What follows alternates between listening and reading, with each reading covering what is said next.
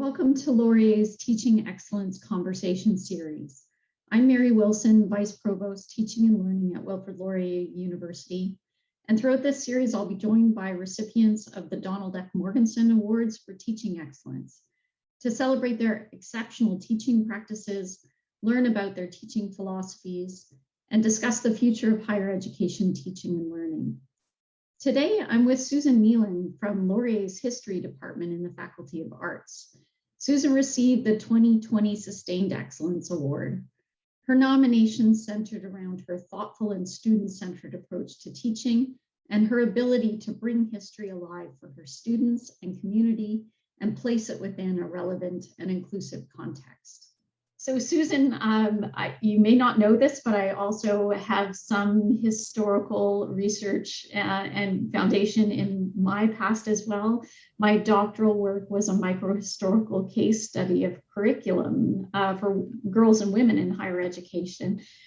So I have an affinity to your methodology and your interest and your passion for history as well. It's certainly a fraught and very important discipline, I think, currently. It has a way of helping us to understand historic wrongs, to understand socioeconomic and political power relations and their consequence for individual prospects and everyday lives. And I'm wondering if you can talk a little bit about the ways in which you've grappled with those complex ideas and lenses through curriculum design and your teaching practice. Right. So I think you're like many, that I really encounter a lot of students who have a passion for history, and maybe why they choose it when they come to university. Often because the past is so different than the present, but also because it's so in the present, right? To understand where are the roots of systemic racism or colonialism in our society today, or why did these institutions function the way they do? And so I think what really grips students is telling stories about the past that sometimes tether us to the past, sometimes link us to the past in unexpected ways, or sometimes is, okay, yeah, I can see where that came from.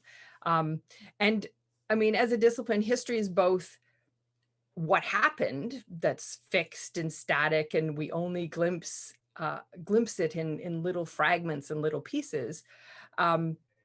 And also the product we create when we study the past, which is ever changing because we're always asking different questions of it, or we're applying different methodologies, or we're listening to different voices.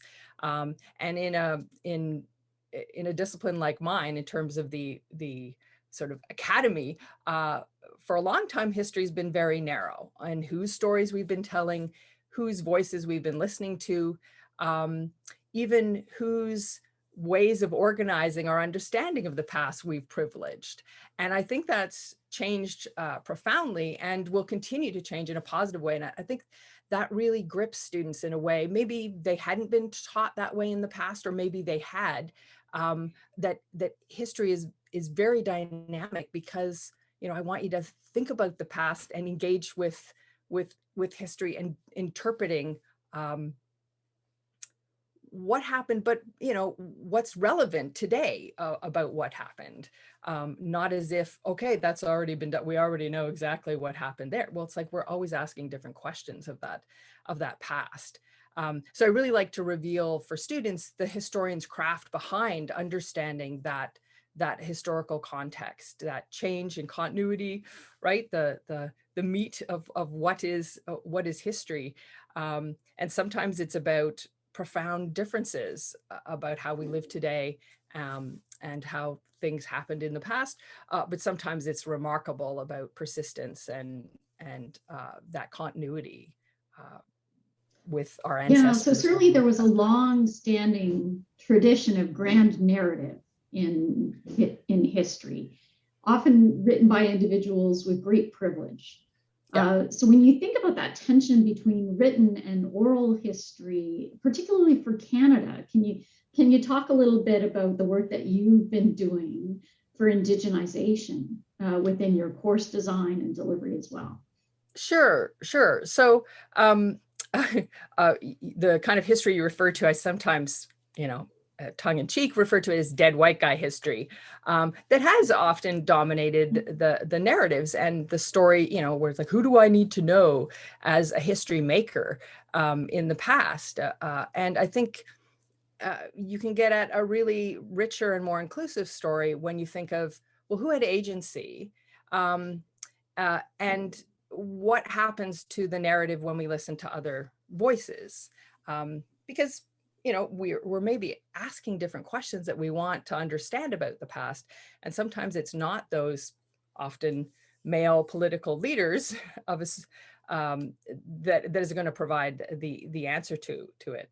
So I'm a person of non-Indigenous descent, and I certainly acknowledge my privileged position at my institution, in the society I live in, and also in the discipline I work in, that it is benefited and inherited systems of colonialism and appropriations and outright theft of Indigenous lands and resources and ways of knowing. And because history for a long time and still relies heavily on texts and documents, we have silenced many people, not just merely Indigenous peoples, if that's the only source base we look at. And so I see these processes. My own area in history is also on Indigenous settler relations, and so I can't really separate that from how I also teach history. And so I'm trying to think of, conscious of how can you be more inclusive. And so I'm really committed to teaching students how to think like historians, right? To sort of that historical thinking. And I think once they get their head around or grapple with the idea that it's not about just memorizing facts and dates, that those facts are interpretations. And if you apply a different methodology or a different lens or a different way of knowing, that so-called fact is going to be different. So I think teaching students how to think critically about the past, getting them to use primary sources, that is, sources that are made at the time we're discussing, or relate directly, in the case of oral histories, to the time we're discussing in the past, that it allows them to become the interpreters of the past. And it requires, a little skill set of, well, why was this created? What is its perspective? You can apply, Western academic ways of understanding history of, okay, I'm going to look for change and change or continuity. I'm going to understand the context by adopting the historical perspectives of the period to really understand that piece of writing. But you can sometimes also apply Indigenous methodologies to even colonial documents. The idea of thinking about reciprocity and respect and relationship and responsibility when you're trying to understand even documents that weren't created by Indigenous peoples. So yes, so certainly I seek to, I guess, indigenize and decolonize my own teaching. I think I'm probably better at decolonizing than fully indigenizing. And I think they're slightly different things. So decolonizing would be me really trying to point out, whenever I can, to students, I'm aware of unbalanced power relations in the past. That is, even defining who is a historical actor, and calling those out. Pointing to, having people understand the historical perspectives without dismissing, the fact that sometimes there were people who seemed to act out of time. So when you say, well, they're just products of their time, and that is true. But to understand the complexity then involved of who is being silent, who left written records for people to think that that's the history. But I also try and indigenize, that is, and I mean, it's one of the Truth and Reconciliation's calls to action, right? To have curriculum reforms, and in fact, history education for everyone, right? For better understanding of Indigenous settler relations, of the history of treaties, and of course of residential schools for anyone who works in the justice system, anyone who works in social services, anyone who works in healthcare, and of course anyone who works in schools. And the idea of reforming history education that includes Indigenous ways of knowing and Indigenous methods is what I mean by how to indigenize my approach to, I guess, teaching history. So sometimes that can be done, obviously, by having Indigenous peoples involved in your teaching. So having guest speakers in, having students engage with Indigenous created source material that doesn't line up with the conventional ways of saying, this is a primary source, this is a secondary source. Many Indigenous sources don't fit into those categories at all. And they have to understand that, you know, an elder's teachings might be simultaneously a primary source and a secondary source, i.e. a source interpreting that past, but also the entire archive because they draw on their knowledge and a representation of their voice and culture, all wrapped into one. And that doesn't really fit some of our conventional categories for understanding sources. I've also tried to indigenize sometimes by maybe unconventional, by Western history standards, kind of assignments. So I've been lucky at Laurier. The Robert Langdon Art Gallery often features visiting Indigenous artists and exhibits. And the curator there is really good with often sometimes pairing artists with classes. And I've been lucky enough to have a couple of my classes over the years paired with a visiting artist, Jeff Thomas one year, who's an Onondaga photographer, Leanna Marshall, who's an OG Cree from the Treaty 9 territory, who's a jingle dressmaker. Both of these individuals had exhibits in our gallery, and I was lucky enough to pair them with our class. So our students, we toured the art exhibit. We had one-on-ones with the artists themselves, and then I framed an assignment around their exhibit. One was photographs, but really playing with stereotypes of Indigenous peoples. And then Leanna Marshall told, you know, her own history through jingle dresses, and jingle dresses are healing tools. And so it really just opened up all these opportunities about how does art relate to history? How can art heal? So for the jingle dress assignment, students had to do some additional research, drawing from the TRC's report about the place of art in history telling and healing from that history.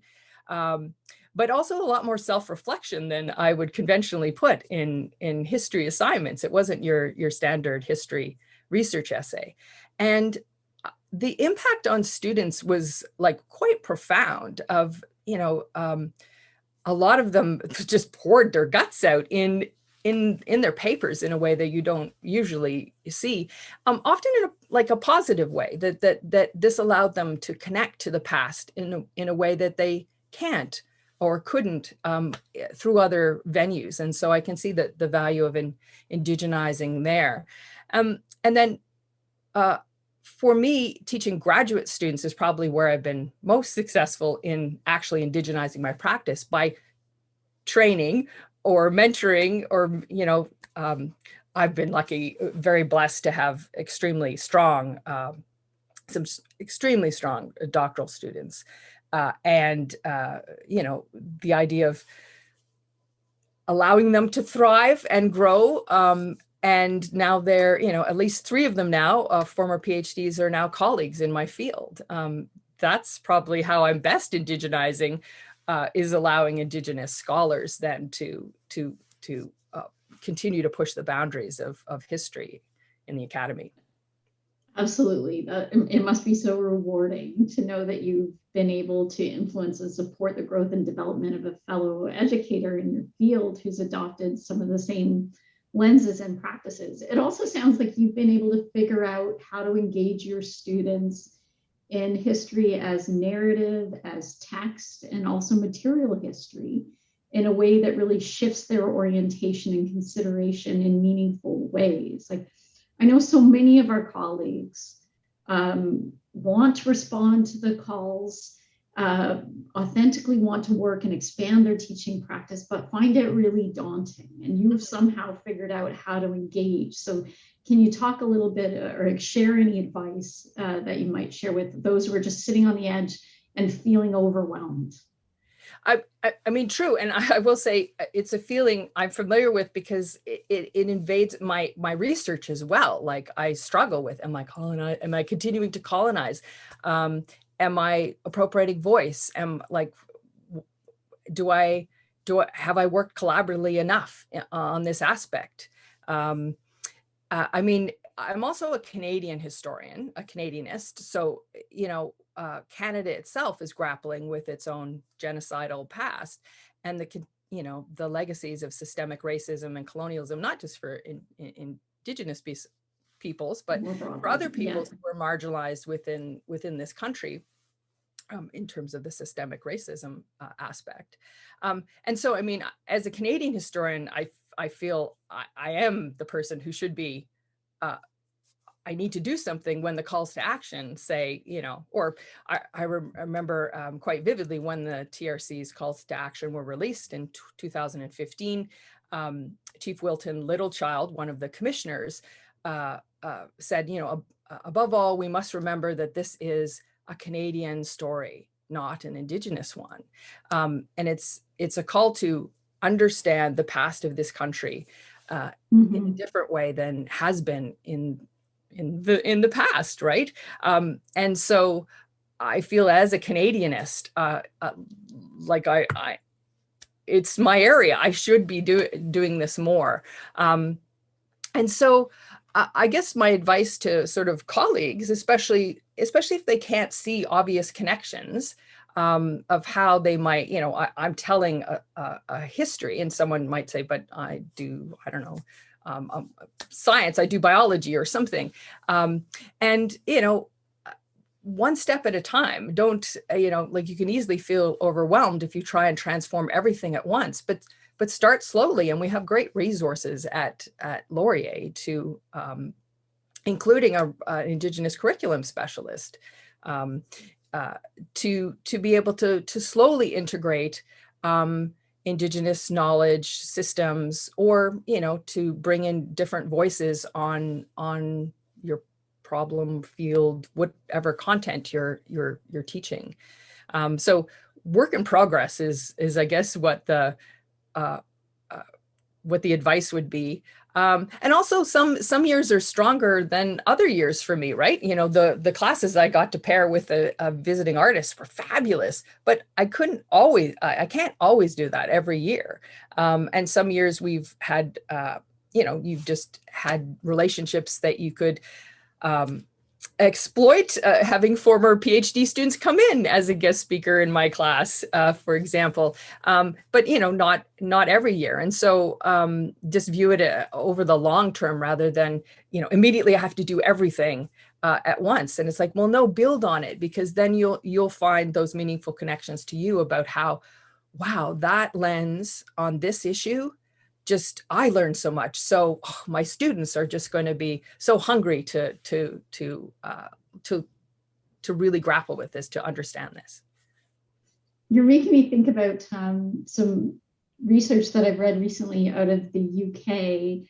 A colleague, Kevin Orr, who talks about pedagogical content knowledge and pedagogical decision making as being critical to our educational practice. So how is it that you approach your pedagogical decision making? How do you look at your discipline, its scope, its aims, its purview, its methodology, understand your students and how they learn, understand what you're trying to accomplish in a course, what the purpose of the course is, and what opportunities may lie within it, like to be able to work with artists, for example. Yeah. And then how do you make choices about curriculum, about learning activities, about assessments? Like, can you unpack your brain a little bit about what do you think about?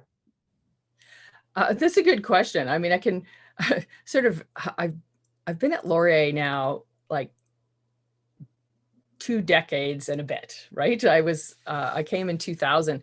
And I can, I can really see how I've changed in terms of my approach to, at the beginning when you're teaching, you're so focused on, I have to cover all of this content.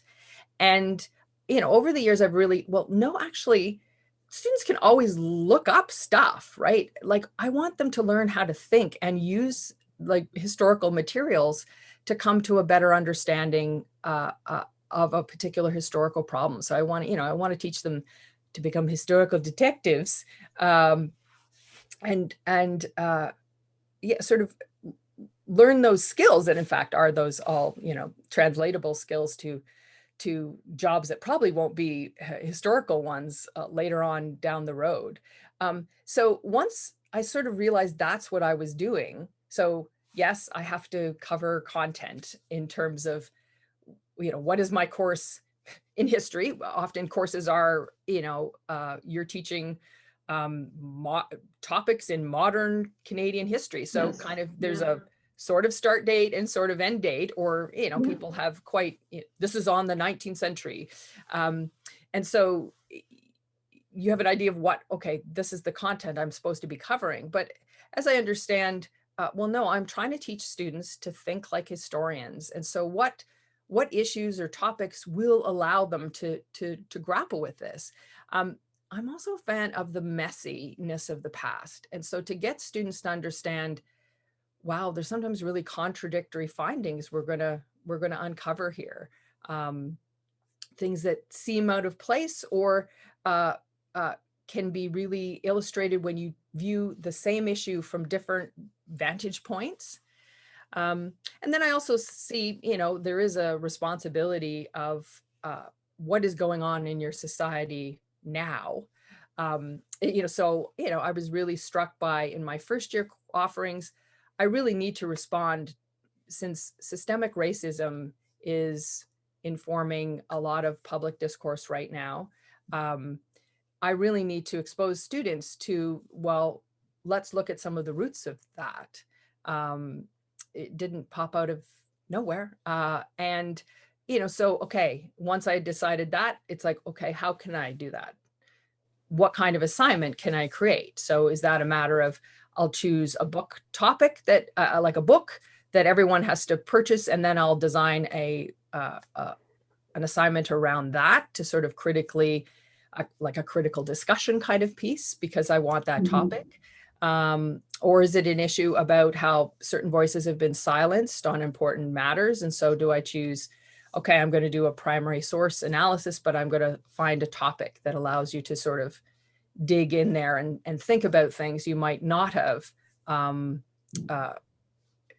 students had not been trained to sort of think about, and kind of model that. I like to echo sometimes what my assignments are in tutorial readings. I'm a big fan of, I think I just got the discussion method. I never teach without discussion groups. And for me, that's where they start to engage and think like historians, right? That's where they're the apprentice historians. And so I like to, even when we have assignments, say a primary source document analysis, which is like typical history kind of assignment fodder.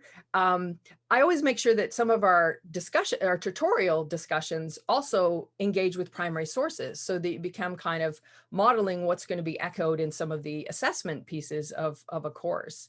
And so sort of thinking, I guess it's a messier pedagogical approach to curriculum design than, I say, maybe a trained elementary school teacher who has these lesson plans. But it makes it, I have thought out then how the course echoes what I want to do, even when it's sort of more topical, right? Of, okay, how do I integrate more engagement with systemic racism in my coverage of a Canadian history course? Or how do I indigenize? I mean, because it's an area dear to my heart in research, whenever I teach my first year Canadian history course, Indigenous peoples are often featured very prominently in certain lectures. The whole course is bookended. Like the building of Canada is told as a story of displacement and resettlement. And then I always end with where's Indigenous settler relations today? But I also mention Indigenous peoples every single lecture. Sometimes it's a main core, and sometimes it's just in passing of, here's an example of labor activism. Here's a, here's a brass band that was playing during, a salmon cannery strike in the early 20th century. Or, here's a nurse who went overseas during the Second World War who happens to be of Indigenous descent. Sort of just work it in that it's sometimes a core part of the story, but also it's part of the texture of Canadian history generally. Obviously, Yeah, I so you're mentioned like very deliberately knitting that together for students and calling their attention to it so that they would then subsequently seek out those threads in our history and use that as a sense-making lens. Yeah, and I mean, it's also related. I'm a social and cultural historian in my own approach, and so I try and be also inclusive with other things of groups that are defined by class or gender or sexuality or political affiliation, right? So there's this whole diversity of, if you're trying to be also more inclusive in how you cover whose history you're telling. You can do that in a conscious way as well. So you identify yourself as a socio-cultural historian. How else have you cultivated your identity as an educator? If you can think about those consequential experiences, things you've read, colleagues you've worked with, teaching practices you've observed, what has helped to shape who you are and what your teaching philosophy is? I could speak to that maybe, since I've talked less about this, of maybe in my role as a graduate student instructor. So I've been lucky. I've had a lot of excellent, not only doctoral students, but master's students as well. And so the task of mentoring graduate students is maybe a little different than it is undergrads, because you really do often get to know them very well. And the bar is high, right? You're really trying to push them to excellence, to, do the best they can, starting with where they're at, but also challenging them constantly. And then the other great thing about graduate students is they're almost by definition always cutting edge and pushing the boundaries. And so you learn so much from them. And I think a lot of my own mentoring was because I had a terrific doctoral supervisor, mentor, and often think, well, what would have he done? What would he have done in this situation? Also, not hand holding all the time, right? Like you want graduate students to thrive, but also come into their own. And often the level of discussion of material is pretty advanced, right? You're dealing with the professional scholarship and the depth in which we expect students to come to a strength of understanding their field as a whole, and then where they're going to fit their own projects to contribute to that knowledge, is a lot, right? And as it should be. It's the sort of, the master's and then the PhD, the highest degree in our field. So I like the level there is collegial, right? Like you're now engaging with students as peers. And I love that interplay where, a good class is always one where you think the students, they've really pushed themselves, and gosh, I learned so much from that class. Let's do that again next week.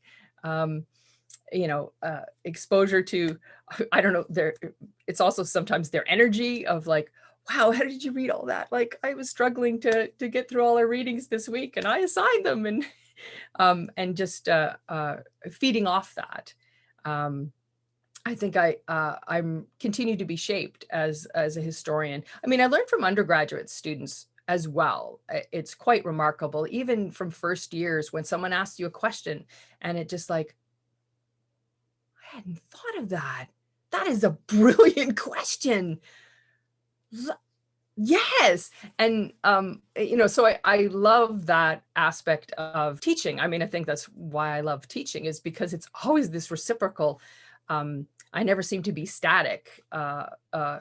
It's funny, in history, we like to storytell because lecturing is still a core part of our pedagogy. I mean, I say I like discussions, but I also do um, uh, give a lecture, and I view it sort of as telling stories, but then sort of engaging with the students. What are you giving back once you've heard this? Like, where are we taking it?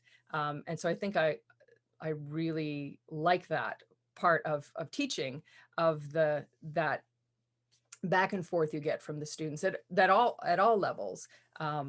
And then as a scholar, I can really see me benefiting, especially with graduate teaching, um, that it's pushing me to be a better scholar. I mean, my Canadian history might sound, not as dynamic as maybe some other fields, but gosh, any Indigenous content within Turtle Island, the place that becomes Canada, it's so dynamic. It's hard for me to keep on top of my field. So I find through teaching and working with grad students, it's tremendous. I mean, sometimes they work directly with you as RAs as well, and you're seeing them develop their own projects. But the which is also part of teaching. But I do find it makes me a better teacher. It also makes me a better researcher. It makes me a better historian. I think that our students don't necessarily appreciate always that our disciplines are not fixed and static, and that our engagement with them is contributing to the expansion of the field and its scholarly work. So I would agree with you entirely. That is the joy of the engagement with students as well, when they ask those really probing foundational questions or apply different lenses, and that expands our scholarship. So I really want to thank you, Susan, for this delightful conversation. I've greatly enjoyed it. And to you for joining us to celebrate teaching excellence and student success. I hope you'll join me again in the next conversation as I continue to celebrate our award recipients and highlight exceptional teaching at Laurier. Thank you.